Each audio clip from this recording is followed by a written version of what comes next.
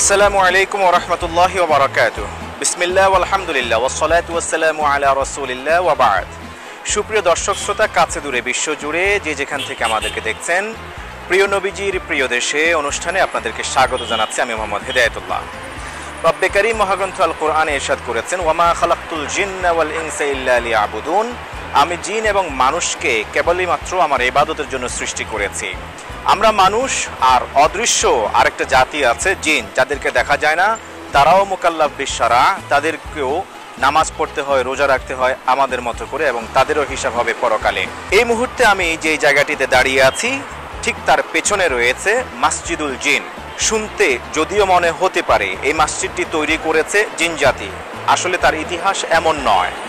কিন্তু কেন এই মসজিদের নাম মসজিদুল জিন বা জিনদের মসজিদ নামে আখ্যায়িত করা হয়েছে, প্রসিদ্ধি লাভ করেছে, আজকের এই পর্বে জানাবো স্বচ্ছ কিছু ধারণা, দিব কিছু তথ্য। প্রিয় দর্শক শ্রোতা, এই পর্যায়ে আমরা আপনাদেরকে নিয়ে যাচ্ছি মসজিদুল জিনের ভিতরাংশে।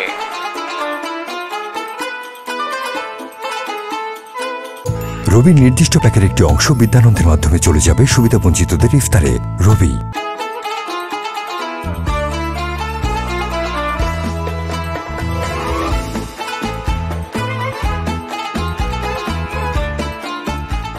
মক্কা মুকাররমার একটি বিখ্যাত মসজিদ। মসজিদটির নাম শুনে ধারণা হতে পারে এটা জিনদের তৈরি কোনো মসজিদ। আসলে ব্যাপারটা তেমন নয়, বরং এটা অন্যান্য মসজিদের মতোই মানুষের নির্মিত একটি মসজিদ। তবে জিনদের বানানো না হলেও মসজিদটি ইসলামী ইতিহাসের অন্যতম একটি নিদর্শন। ইসলামের প্রথম যুগে মক্কা নগরীর নাখলা নামক স্থানে জিনরা হযরতে মুহাম্মদ মুস্তাফা সাল্লাল্লাহু আলাইহি ওয়াসাল্লামের প্রতি ঈমান এনেছিল এবং তার নিকট বায়াত হয়েছিল। মহানবী হযরত মুহাম্মদ মুস্তাফা সাল্লাল্লাহু আলাইহি ওয়াসাল্লাম তাদেরকে কোরআনে কারীম পাঠ করে শুনিয়েছিলেন এবং ধর্মীয় বিভিন্ন বিষয় সম্পর্কে তাদেরকে শিক্ষা দিয়েছিলেন। 1399 হিজরিতে সেখানে নতুনভাবে একটি মসজিদ গড়ে ওঠে, সেটাই মসজিদে জিন নামে প্রসিদ্ধি লাভ করে। মসজিদটি মক্কা নগরী থেকে পূর্ব দিকে হুজুন পাহাড়ের নিচে এবং হুজুন ব্রিজে 50 মিটার দূরে অবস্থিত। এই মসজিদের একটু দূরে মক্কার বিখ্যাত কবরস্থান জান্নাতুল মুআল্লা অবস্থিত। মসজিদটির মোট আয়তন 600 বর্গমিটার।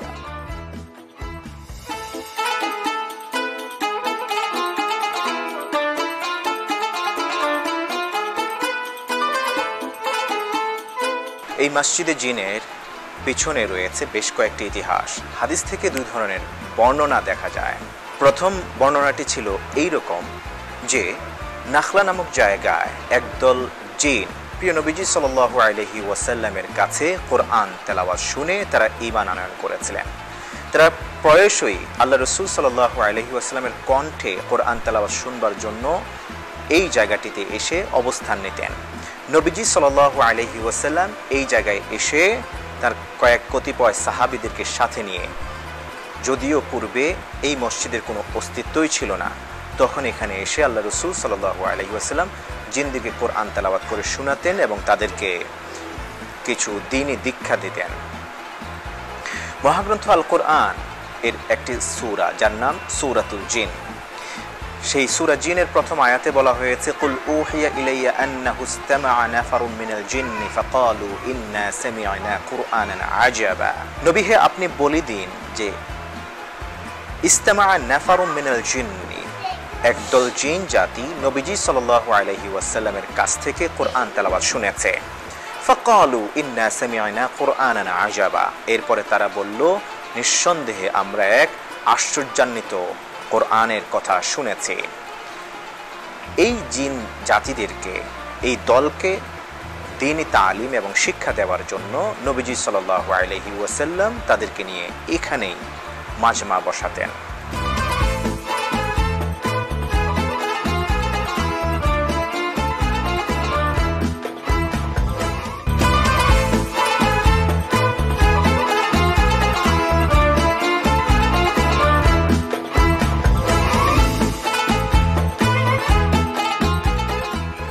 অন্য একটি বর্ণনা থেকে জানা যায় যে নবীজি সাল্লাল্লাহু আলাইহি ওয়াসাল্লাম হযরতে আব্দুল্লাহ ইবনে মাসউদ রাদিয়াল্লাহু তাআলা আনহুকে নিয়ে এই জায়গাটাতে একদিন এক রাতে আগমন করেছিলেন।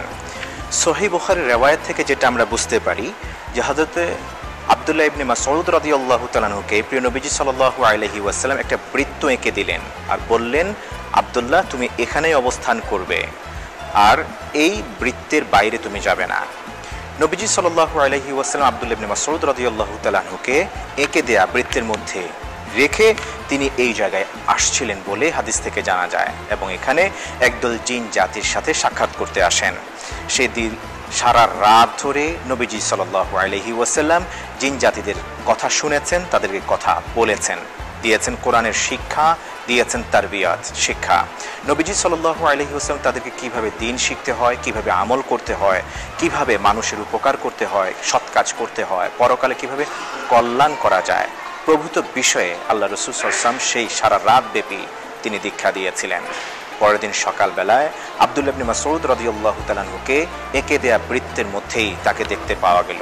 বিশ্বনবীর আনুগত্য এতটা বেশি ছিল, আব্দুল্লাহ ইবনে মাসউদ রাদিয়াল্লাহু তাআলা আনহু খানিকটা সময়ের জন্য রাতের কোনো একটা অংশে সেই বৃত্ত থেকে বাইরে যাননি, মর্মেই ইতিহাস গ্রন্থ থেকে জানা যায়। সহিহ বুখারীর বর্ণনায় আছে, জিনরা আগে আসমানের কাছে যেতে পারত। আল্লাহর রাসূল সাল্লাল্লাহু আলাইহি ওয়াসাল্লামের নবুয়ত প্রাপ্তির পর জিনদের আগের মতো আসমানের কাছে যাওয়া বন্ধ করে দেয়া হয়।